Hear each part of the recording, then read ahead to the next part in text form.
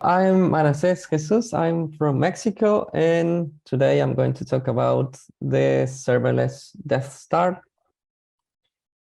It's a Ignite talk, so it's going to be quick. Well, first, the evolution of software applications. At the beginning, we had the monolith. Still, we have monoliths, where there is some kind of magic in the backend and then a user interface. And many times this backend is some spaghetti code, no architecture whatsoever, difficult to maintain. And then we move to microservices, where we have different packages, and each package provides functionality, specific features. For example, one microservice can provide a whole API of the system. And then we got the nanoservices, which are small portions of code which provide a specific functionality, and a group of different nanoservices provide a complete feature. And in the serverless world and event-driven, it's the applications work with events. An event is something that happens in time, and it changes the states of a system. And to communicate, it uses messages. One common implementation of a serverless architecture is, for example, a website where the whole files, HTMLs, JavaScripts, etc., can be hosted in a storage service in the cloud. Clients can access directly the files from the storage or using a web browser for the web page.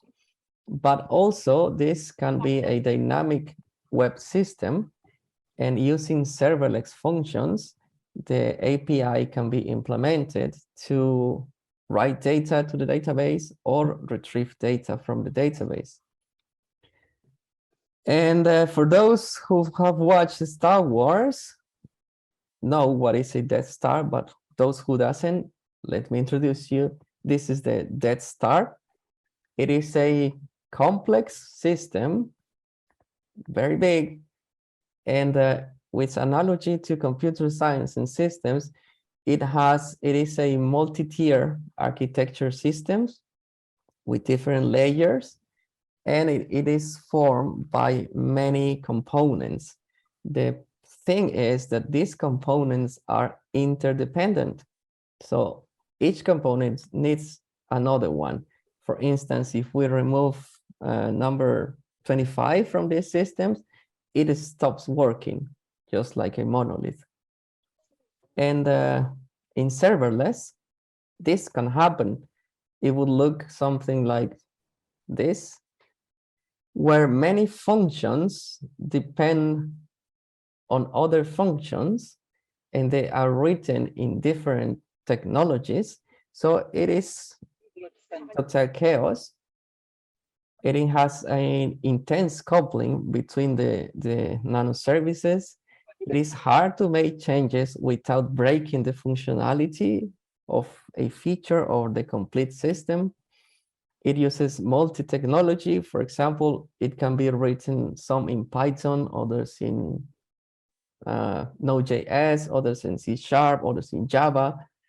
And well, to maintain this is really, really chaotic. And it can happen that one people is in charge of Python, another one C#, another one in Java. And then this person leaves the company, it's going to be a problem. And it's actually something that happening here in the company with the person that was in charge of C#, he was leaving. So there was this chaos because we didn't have another person that could work with C#. So it is a problem. And imagine that you make a change, local change, and you test your change. It seems okay, you deploy the change. Your function starts working, but one function fails, another gets idle because the first that fails, and then suddenly the system collapses. It is a common scenario that still happens in the real world. And it also happened to those big companies years ago, for example, Amazon, Netflix, Twitter, they have really complex architectures with the services, their modules being interdependent between them. So they eventually managed to fix all this by splitting their monoliths in microservices and afterward nanoservices, and avoiding the anti-patterns which create a dead start. And those anti-patterns can be using too many functions and no catalogs. There can be one team working in certain parts of an API, another team working with other functions, then just one person working in other functions. If at some point some people leave the company and you don't have a catalog, you don't have a well-documented API or all your functions, then one person can just start writing the same functionality that already exists. So it is a good practice to document everything at the same time that you are developing. Calling a function synchronously, this is a problem because if you have one function that calls another function, this one is just going to be there waiting until the second one finishes. And serverless, they work as the pay as you go. So the more time one function is waiting, the more cost is going to generate. And also recommended to avoid asynchronous functions because it increases the complexity of the system, especially if you want to debug the system. It's going to be more complex. It makes sense in some cases when for example, you need to run a batch process and you don't need to wait for the response, then yeah, you can trigger a asynchronous function in such case. Also, as I mentioned, using too many languages is not recommended. 2 or 3, yes, but make sure that all the developers and all the teams can work in these languages and not leave just the responsibility in one team or one person.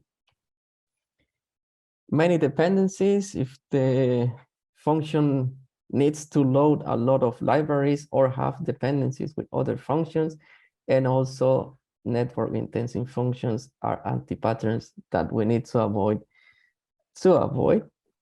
building a dead start. And that is how to avoid building a dead start. Yep, so if you want to connect, you can find me in GitHub, in Twitter, or in LinkedIn with my name, Manasés Jesús, in Twitter with a _. And that's it. Thank you very much for your attention.